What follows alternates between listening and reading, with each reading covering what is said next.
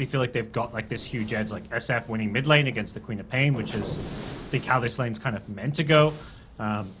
Naga free farming. It's only really the Visage who isn't having the best lane, despite the lane being pulled back. I think that just comes down to Visage having kind of bad attack damage and animation. It's not the easiest hero to last hit with. They still kill K1 though, left alone by Stinger. Maiden went off for wandering, and KP with Q there, both hitting level 2, getting their big spells out on the Naga. The Visage tendonize on Whisper, only 22 last hits as they... SF just TP back mid, by the way. Oh, he did, and he's being jumped on again. I mean, Savage should be fine up top, but it's C-Smile in the mid lane. And the Shadow Strikes on this SF, and he's being body blocked by Hyde. Another good jump in, the Sonic Wave and Dispose. Kills the Shadow Fiend off 2 times in a row. Stinger and Gojira. And they're going to get a trade here on the Undying. Maybe onto Q as well, but Mikoto just keeps pummeling them with the damage. Unfortunately, gets pushed by the cogs, though. And Q trapped in them means with the Solar Guardian, actually, coming in from KP, they'll secure a double for Mikoto. Can't dive in for the Clockwork. He's got the distance away from them, but Talon really ramping up the pressure here. The tier 1 tower, a bit of a risky proposition to go for. That looks like K1 will finally return to his home. Farm up under his tower. Oh, this is where Talon they start to spring into action again, moving on to mid. C-Smile, the Solar Guardian is going to come on top of him with the Sonic Wave from Mikoto, but a Frostbite and a move from Gojira, aiming the quad, but the heals are there. Undying kept Mikoto in fighting shape to dive forward with a blink.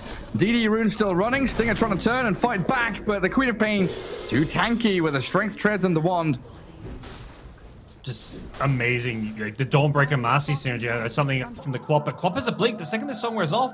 Mikoto, is he diving this? Oh, he's trying. He's trying. K1's too quick though. Scream. Now Mikoto, after blinking forward, there's familiar stuns. Yeah. They're ready to catch him out, but the Solar Guardian, the turnaround back onto Whisper here with KP saving the day. Mikoto's still going to die though. Stinger's arrival with that Frostbite and the final bit of damage out of that Soul Assumption kills him off. But Talon not able to get close to making. I think the move Beastcoast would maybe love to make is killing KP's Dawnbreaker top. Problem is he's just playing so close to his tower, and if you make a play elsewhere in the map, you can always Solar Guardian in. And they've got the jump on Stinger. That's a good freezing field though with a hook shot from Gojira. Mikoto, a third of his HP remaining, but he Sonic Waves back the Shadow Fiend and survives. C-Smile trapped under the tombstone, and 3 of them die. Beast Coast again need to song defensively just to get the remaining heroes out of there alive. Yeah, it almost comes like too late. You're kind of wishing in hindsight, like, oh. How many runes this Queen of Pain has had though, you know, the regen are in bottled right now, but it feels like Mikoto has had free reign completely just to gather up every active rune that she can. Yeah, it's been a pretty free game for her thanks to the pressure that the supports have applied. And C-Smile Requiem. Solar Guardian's coming in on top of them, and they've already blown up Q's Marcy, but KP with a massive amount of damage onto the Shadow Fiend blows him up with a Sonic Wave and Mikoto. Stinger and Whisper, the next targets of choice. A waveform over from the Morphling and another rebound in. They're going to get all 3 of Beast Coast down here, and you were right, Talon. They gather up with all their cooldowns ready, and a fight that they absolutely were willing to take. Yeah. A couple of waves further forward, farm in that little spot where there's no one contesting, but it does mean that your tier 2 is being harassed here. I want to fight.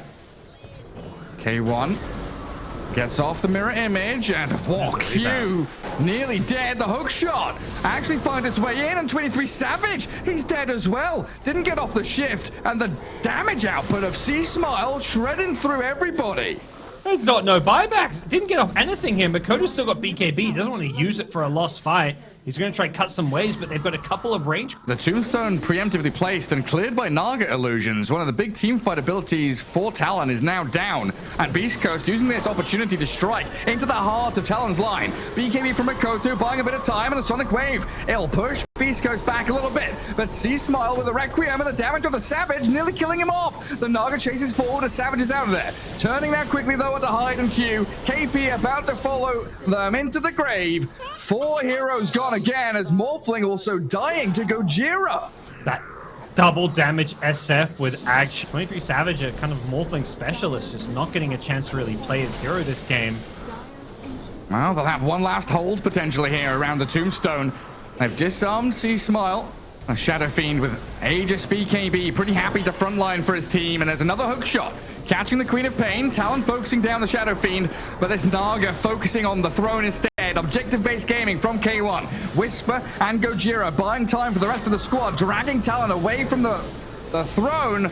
See Smile does take down Q, but Gojira the only loss here really for Beast Coast as they buy back the maid and return to a 4v4, and down goes the Marcy. The dieback from her should lead to a victory for Beast Coast now. GG called as Talon lose out on game one. Savage with a celebratory move onto the Shadow Fiend does blow him up. I was about to say they're kind of holding, but they did GG. I was like, wait, that's a real GG, right? It'd be a bit rough if it was a fake GG at that point. C Small would be very upset. Yeah, that was honestly impressive from Beast Coast. When we talk about them being the slow starters, and this feel like, you know, even in not just in this tournament, in this game itself, they were kind of slow to come online. They were getting crushed a bit in the laning stage with some of the picks that Talon pulled out. I mean, Talon. But they've zoned Whisper completely out of the lane, it looks like. Marcy's keeping in. Are they looking to counterplay this? It seems so, yeah. Gojira punching back. Gale level 1, shards again onto Whisper, pops his Fairy Fire and the stick. Surviving through the damage, while Q, the Fairy Fire needed to secure them a bit of safety, but it's Gojira. Grabs first blood. Stinger and Gojira making up a tri-lane with a Venomancer up top. Yeah, no, I don't think it's that. This CM, 1 experience point. 239 out of 240 experience points. 1 XP away from level 2. That's so sad. And Savage, tagged by the Gale. A good magic missile onto the Tusk now, and yeah, he's got a snowball. Level 2's here for a few of these Talon heroes. Back onto Gojira, but Hyde, he will die. A killing spree for the Marcy while 23 Savage getting taken down by this tri-lane of Beast Coast. I mean, it's unconventional, unorthodox, but it's working. Yeah, I think they messed up giving all the XP. Found the strike, getting jumped upon by Gojira. Q walks forward. I have to try and give her life for the rest of them as Whisper pounced on by the primal spring of the Monkey King, but with all the stick charges, Whisper's fine, and yeah, Talon can't give chase. Spreading a lot of damage across 3 heroes, though, as they do get back onto the Whisper Veno. Q with enough damage. Bursts him down, but Gojira is now the carry. Dominating on this Marcy, 4-0-1. Yeah. QCM getting all these mangoes in a second round of spells off. He hit like double Nova, double Frostbite there. Yeah, you're just not... I think that's the strength of CM. You never expect the short cooldowns on her spells, and the fight lasts long enough that they get a second round off and do barely kill the Venomancer there. But again, I think you're fine with this if you're Beast Coast because of how some of these other lanes are going. Oh, another go on Hyde and a long range dispose. Drags him into Whisper's damage. This time the Veno to pick up the kill. And perhaps a little surprising to me, this SF versus Batrunner lane going different to how we saw it last time. Last time we saw it, SF kind of dominated, and this time around Makoto, he started slow, losing the last hit battle, but since getting his levels, he's actually winning the lane now, keeping the SF away and too afraid for his life to actually play the mid lane. Black hole bottom, though. Okay. KP catches out K1, and it looks like some lane swap's going to happen. Yeah. 23 Savage has made the call that he wants the safe lane. Kick. But wherever he goes, the Veno's following now. Like, previously, Beast Coast wanted the Veno versus the Monkey, but now that Enigma's pressuring lanes, they're much happier with this Veno tower defense. The catch on Chris Luck, though. Lassoed, and they've still got Snowball to play with. The Dispose attempting to save him, but it's not going to help. Bat and Tusk pairing up in the mid lane. Gojira and Stinger trying to run back. Stinger going to stand his ground a little here. They do have a backstab from K1, aiming for the Crystal Maiden. And Beast Coast supports. They've caused problems here for Talon. They've dragged them in deep, baiting the Maiden and the Tusk, and it looks like both Q and Hyde gonna die. K1 grabs a double kill. Yeah. Meanwhile, top lane KP almost went down to the Poison Nova, but had the TP out, so he's been... top as well. They've held back this Enigma, making sure the KP doesn't have the free push on that dire tier 1. Keeping vision over onto Hyde and Q, but Whisper may be overstepping a little here now. But Gojira with the Unleash, a lot of damage onto Hyde and the Black Hole onto 2. Enough damage here from Talon with the control of KP. They will lose Hyde in the end, but that's a statement from Talon. We'll bring everything, chuck the kitchen sink at you, and now we can push the tower. Yeah. Given how the state of this game is going, I don't blame Talon for doing it, but at the same time, for Beast Coast, they're just going to be saying, okay, look at that big commitment, and now we've got a Batrider kill mid K1, 1 or 2 more right clicks, and there he gets it with the Riptide damage. This Naga's just gone untouched this entire game. and Talon kind of had to bring almost overcommit to the top lane just to kill a really try and play around kills and punish the greed of Beast Coast. Something they've done okay with a couple of kills in SF, but as far as Naga's game goes, she has not really been punished at all. Yeah, complete freedom for K1. One of the scariest things in the world, as he's gonna catch the Batrider again. Another kill for the Naga Siren. 4-1-0. Just baiting the rune and finding an easy kill.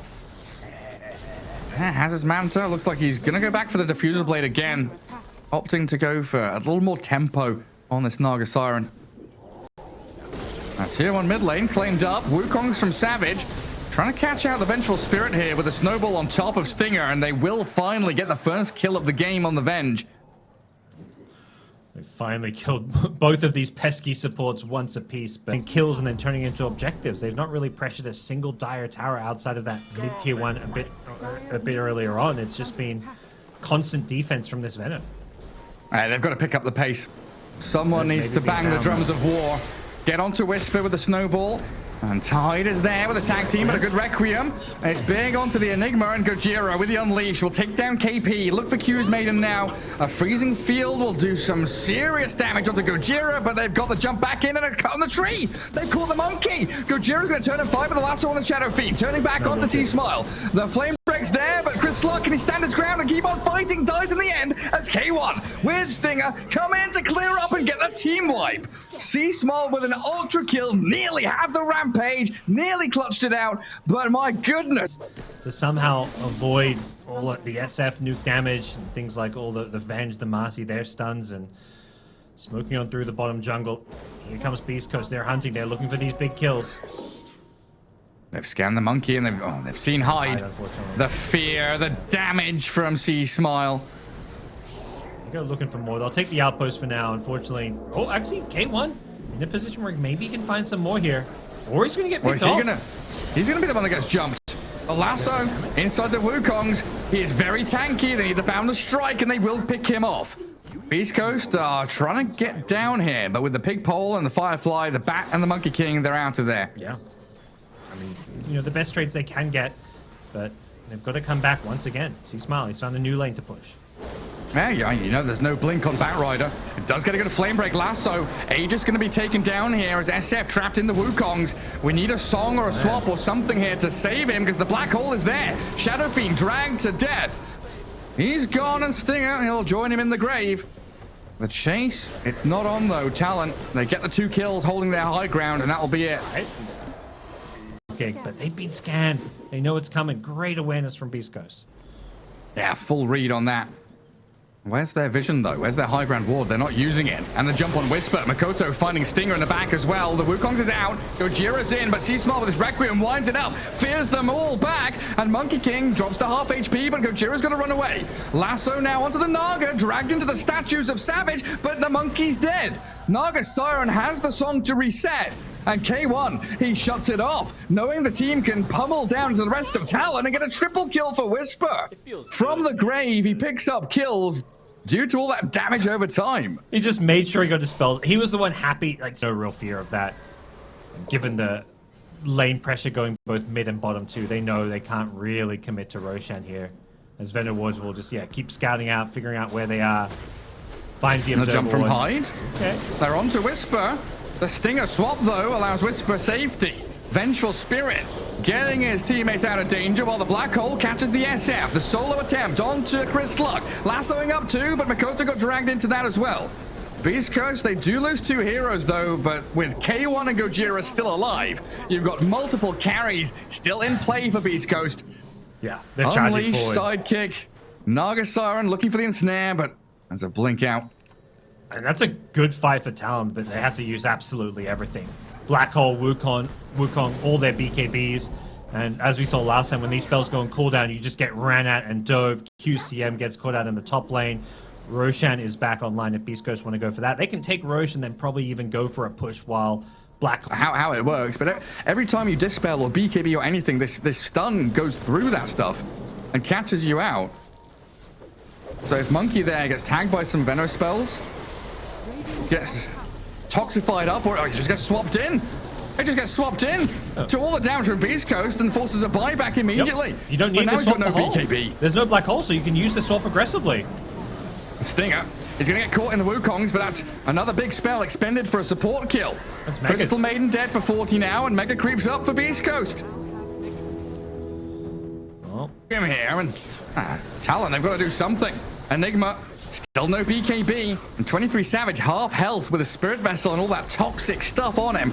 Noise on the ground as the Force Staff there, the Bat Rider, trying to get in onto the SF, but the swap is out. Possible black hole now. Siren to try and protect them as well. Savage does get the first kill, but see Smile black holed up with the Marcy there. KP from the trees. They find the jump. Opening here for Talon to defend their base, but the buybacks from Beast Coast. They'll all return to this fight. Now the black hole's down. The Requiem's coming. No, see Smile forced out away. Snowball to buy time for the Tusk. Still the Maiden going to get 2 hit down by the Shadow Fiend, and Talon running out of options. Savage is back in onto see Smile, but the lifesteal out of the sidekick. This SF will not die. Still alive. Kills the Monkey King and somehow is still alive. GG called and Beast Coast. A 2-0 victory over Talon. Very decisive game 2. Game 1 was close. It was definitely a bit of a kind of comeback with Talon having such a good early game, but this time around, Beast Coast showed up. This laning set, top tri lane. Like Talon are the ones who kind of forced. They were the ones who chose a tri lane. Like the Marcy had to TP from bottom to top to join in and make it a tri lane versus tri lane. And I think you mentioned it was like 9 kills to 1 in that top lane favoring Beast Coast. Yeah, it was pretty disgusting how they managed to do that.